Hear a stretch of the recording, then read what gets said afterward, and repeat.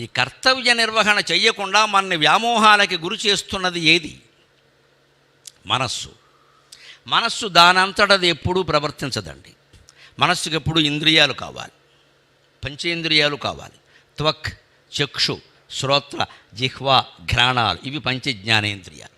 చర్మం ద్వారా స్పర్శ, చక్షు కళ్ళ ద్వారా చూపు రూపం, శ్రోత్ర చెవి ద్వారా ఏదో శబ్దం, జిహ్వ నాలుక ద్వారా ఏదో రుచి, ఘ్రాణ ముక్కు ద్వారా ఏదో సుగంధం.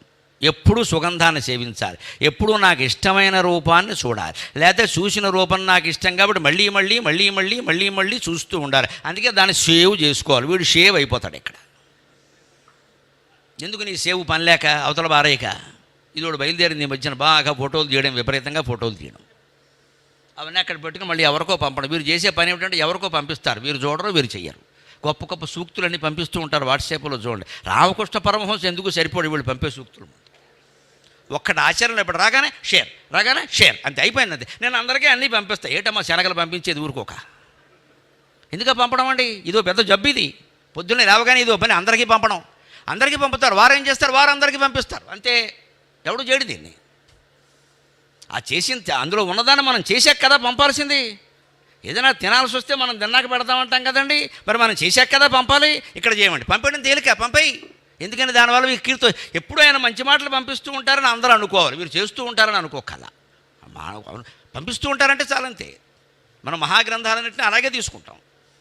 ఈ మాయలో మనల్ని ముంచుతున్నది మనస్సు. అది ఇంద్రియాల ద్వారా ప్రవర్తిస్తుంది. చెవి ద్వారా దానికి ఇష్టమైన శబ్దం, నోటి ద్వారా దానికి ఇష్టమైన రుచి, నాలుక ద్వారా, ముక్కు ద్వారా దానికి ఇష్టమైన సుగంధం, అలాగే కళ్ళ ద్వారా దానికి ఇష్టమైన రూపం చూడాలని అనుకుంటుంది మనస్సు. ఈ మనస్సు మనల్ని మోసం చేస్తుంది. ఈ మనస్సును నిగ్రహించడం ఎలాగా? మనోనిగ్రహం ఒక్కటే అర్థమైతే ముక్తి దొరికినట్టే, తలరాత మారినట్టే. ఎందుకంటే జ్ఞాపకాలన్నీ ఎక్కడున్నాయండి? ఇక్కడ ఉన్నాయి కదా. 100 నాడుల మధ్యలో జీవుడు ఉన్నాడు కదా. వీడు ఎప్పుడు ఊర్ధ్వముఖంగా చూస్తూ ఉంటాడు కదా. హృదయంలో ఉండే పరమాత్మ కోసం పైకి ఎందుకు చూస్తాడండి? నన్ను తీసుకుపో, నేను పడలేకపోతున్నా. జీవుడు అంతర్గత వేదనిది. అందుకే మనం దేవుణ్ణి పైవాడు అంటాం. గమనించండి, హిందీలో కూడా ఓపరవాలా అంటారు, నీచేవాలా అనరు. హిందీలో కూడా దేవుడు అనాలంటే ఓపరవాలా అంటే నీచేవాలా అనొచ్చు, సైడ్ వాలా అనొచ్చు. అబ్బాయి కుదరదండి. వాళ్ళకే తెలుసు, అందరికీ తెలుసు దేవుడు పైనే ఉంటాడు. ఎందుకంటే మనం కింద ఉన్నాం కదా, మనకంటే పైనే ఉంటాడు కదా. కనీసం అనుమానమే ఉంది. మనకంటే పెద్దవాడు, మనకంటే గొప్పవాడు కదా, ఆయన పైనే ఉంటాడు. అందుకని ఉపరవాల అంటారు. ఈ సరిగ్గా ఈ జీవుడు నాభి మధ్యంలో ఉన్న జీవుడు ఈ మొగ్గ రూపంలో ఉంటాడే, వాడు దడదళ్ళాడిపోతూ ఈ 100 నాడుల నుంచి 72,000 నాడులకు అనుసంధానం కదా. 72,000 నాడుల నుంచి అందుతున్న సమాచారం 100 నాడుల్లో ప్రవేశించి ఈ 100 నాడులు గిరగిర తిరుగుతూ ఉంటే, ఒక్కొక్క నాడి ఈ జీవుని స్పృశిస్తూ ఉంటే ఒక్కొక్క జ్ఞాపకం ఈ జన్మలో జరిగే సంఘటన రూపంలో వస్తుంది. అది తలరాత. అది తలరాత. దానికి శాస్త్రీయమైన ప్రమాణం. అది తలరాత ఉంది, కానీ తల మీద లేదు, బొడ్లో ఉంది లెక్క. తల మీద ఉండే గీతలు ఏవేవో అంటూ ఉంటామే ఇలాగా, అవి మామూలు కోతులకు కూడా ఉంటాయి. మీరు పరిశీలించి చూసుకోండి, పెద్ద విషయం కాదు. వాటిని కాదు, చేతుల్లో గీతలు, తల మీద గీతలు, వాటిని అన్నీ బయలాజికల్. చేతుల్లో గీతలు కూడా అంతా నాకేం మొహమాటం లేదు చెప్పడం. ఊరికే మనుషుల్ని భ్రమల్లో ముంచొద్దు. ఈ గుప్పుడు ముయ్యండి, చేతు గీతల రహస్యం మీకు తెలిసిపోతుంది. గుప్పుడు ముయ్యండి. మీ గుప్పుడు మూసుకున్నప్పుడు ఎక్కడ మడతలు పడ్డాయో అక్కడే ఉంటాయి రేఖలు. మడతలు పడని చోట ఉండవు, మీరు చూసుకోండి. తల్లి కడుపులో ఉన్నప్పుడు మనం గుప్పిళ్ళు మూసుకుని పుట్టాం ఇలాగా. అప్పుడు ఎక్కడెక్కడ మడతలు పడ్డాయో అక్కడే పొడుగు గీతలు కొన్ని, పొట్టు గీతలు కొన్ని, పిచ్చి గీతలు కొన్ని ఏర్పడ్డాయి. వీటిని నమ్మకం ఒక అనవసరంగా ఉపయోగం ఎలా. నీ గీత నువ్వు మార్చుకోవచ్చు, నీ రాత నువ్వు మార్చుకోవచ్చు. దీనికోసం ఎవరి దగ్గర చెయ్యి చాపి కాళ్ళు చాపి వ్యధవేషాలు ఎక్కలేదు. వాళ్ళని బాగు చేయడం తప్పితే ఏం లేదు అక్కడ. ఇవన్నీ బయోలాజికల్. ఒక మాటలో చెప్పాలని జీవశాస్త్రం చెప్పే విషయం అది. అవన్నీ చేతిగీతలు సహజంగా ఏర్పడదు. వాటిని బట్టి నేను ఇది భార్య రేఖ, ఇది భర్త రేఖ. మరి ఎవరికైనా ఇద్దరు ఉంటే నన్ను మన్నించురు కాక 3 రేఖలు అక్కడ కనపడాలి కదా. ఆ రేఖ ఎక్కడ ఉందండి? అసలు రేఖ అదే గొడవలకు మూలం. ఇవన్నీ ఏం అయిపోయిన తర్వాత మనం వెళ్ళి కనపడ్డామని మాకు తెలుసండి. ఇక్కడ 3 ఉన్నాయి కదండి. 3 ఉన్నాయి. నాకు అంతకుముందు తెలియదు మరి 3 ఉన్నాయని. పైగా ఈ గీతలు మీరు గమనించండి, చెరిగిపోతూ ఉంటాయి, రూపు మాసిపోతూ ఉంటాయి, మారిపోతూ ఉంటాయి. గమనించండి, అది చెరగని రాత అయితే ఎలా మారుతుందండి? అవి శరీరం మారుతున్న కొద్దీ మారిపోతాయి. పుట్టుమచ్చలు కూడా 10వ తరగతిలో ఉన్న పుట్టుమచ్చండి 90 ఏళ్ళు వచ్చాక ఉండదండి. ఎందుకంటే పుట్టినప్పటి నుంచి మచ్చలేగా, ఇక పుట్టుమచ్చ ఒకటికి కావాలి. అందుకని ఆ మచ్చలు లెక్క కాదండి ఇక్కడ.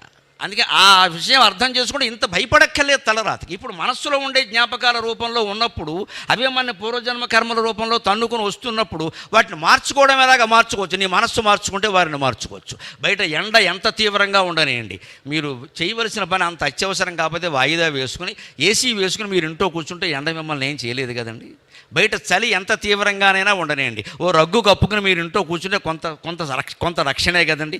బయట జోరు వాన తుఫాను గాలి తుఫాను వాన కురుస్తూ ఉండనండి, మీ పనులు కాస్త వాయిదా వేసుకుని మీరు ఇంట్లో కూర్చుని ఆ బాల్కనీలో కూర్చుని ఆ వాన పడుతూ ఉంటే చినుకు చినుకులారాలి పుణుకులారాలని పాట పాడుకుంటే మీరు ఆనందంగానే ఉంటారు కదండి.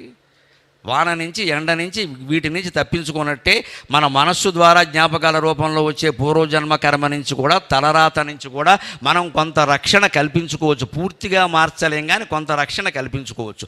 గొడుగు వాడినట్టే, రగ్గు కప్పుకొని కూర్చున్నట్టే, ఎండాకాలం తాటాకు పాకలోకి వెళ్ళినట్టే, లేదా ఏసీ వేసుకున్నట్టే ఏదో రకంగా పక్కకి తప్పుకోవచ్చు ఇబ్బందుల. ఆ తప్పుకునే విధానం ఎలాగో భగవంతుడు చెబుతున్నాడు. రెండవ అధ్యాయం సాంఖ్యయోగంలో చెబుతున్నాడు.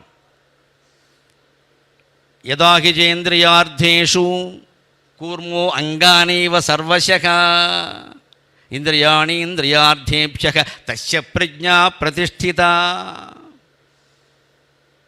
ఇంద్రియార్థాలని తాబేలును చూసి నేర్చుకోండి అన్నాడు. కూర్మో అంగానీవ సర్వశః యదా సంహరతే చాయం కూర్మో అంగానీవ సర్వశః ఇంద్రియాణి ఇంద్రియార్థేభ్యః తస్య ప్రజ్ఞా ప్రతిష్ఠిత. యదా సంహరతే చ అయం కూర్మః. తాబేలుని గమనించండి. మన సంస్కృతిలో దేవతల వాహనాలన్నీ జంతువులు ఉంటాయి.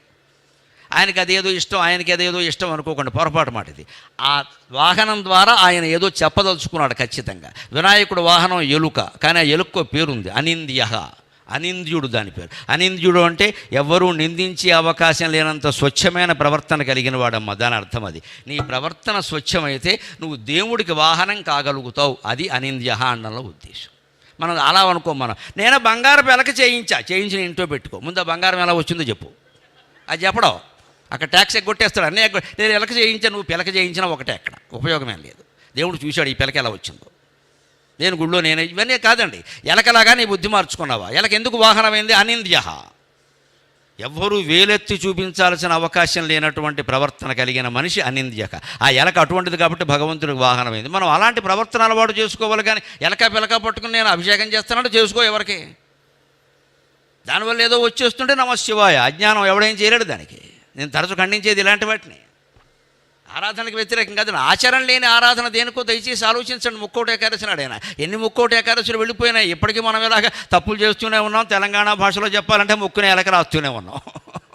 తప్పులు చేస్తూనే ఉన్నాం, ముక్కులు ఎలక రాస్తూనే ఉన్నాం. ఇంకెంతకాలం రాస్తామని ఇలాగ తప్పులు చేయకుండా ఉండలేమా? ఏ తప్పు చేయడానికి కారణం ఏది? మన మనస్సు, అందులో ఉండే దురాశ. ఆశ పర్వాలేదండి, నిరాశ అనవసరం, దురాశ పనికిరాదు కదా.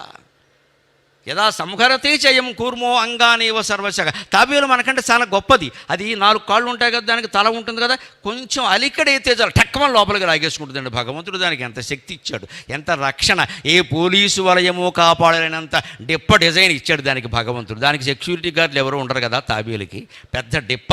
ఆ డిప్ప ఉండగా సుత్తెట్టు కొట్టినా కుదరదు, దానికి రక్షణ. అది అలిక్కడి చిన్న శబ్దం అయితే చాలు లోపలికి లాగేసుకుంటుంది. ఇది యథాసంహర. అలాగ మన మనస్సును కూడా మనం చెడ్డ శబ్దం వినపడుతోంది, మనం చూడకూడని రూపం కనబడుతోంది మనల్ని ఆకర్షించడానికి, మనం తినకూడని రుచులు బయట కనిపిస్తున్నాయి. రోడ్డు పక్కన బళ్ళు ఉంటాయి కదా, మంచి మసాలా ఊరిపోయి బ్రహ్మాండంగా సెగలు పొగలు అద్భుతంగా. స్కూటర్ అటు తిప్పేవలసిందే, తిరుగులేదు ఇంకా. ఇటు వెళ్ళే స్కూటరు, లెఫ్ట్లో వెళ్ళే స్కూటర్ రైట్కి వెళ్ళిపోవలసిందే. యూటర్న్ ఎందుకంటే మన బుద్ధే టర్న్ అయింది.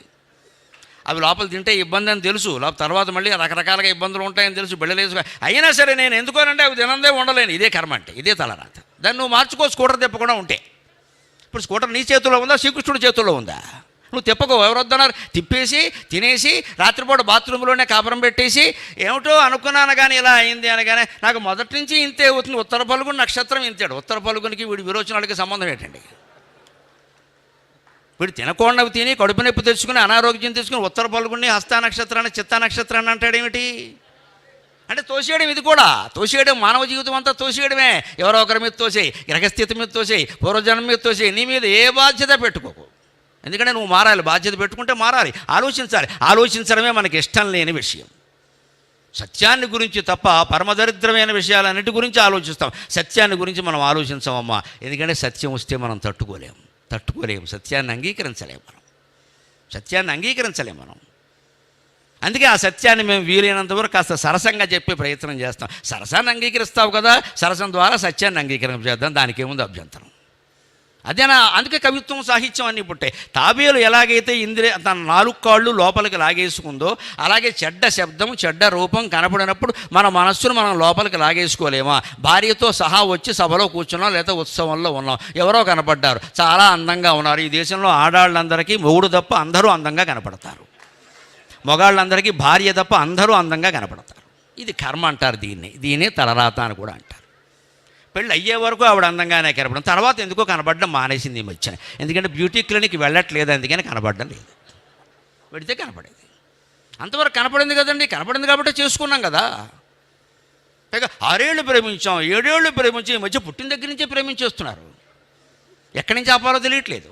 మరి ఇన్నేళ్ళు ప్రేమించావు మహానుభావ, హత్యలు చేసేది వాళ్ళే, ఆత్మహత్యలు చేసుకుంటున్నది వాళ్ళే, విడిపోతున్నది వాళ్ళే. పెద్దలు కుదిర్చిన వివాహాల కంటే ప్రేమ వివాహాల్లోనే వైఫల్యాలు ఎక్కువ జరుగుతున్నాయి. అది ఆశ్చర్యంగా ఉంది. ఏం ప్రేమ అనాలి దీన్ని?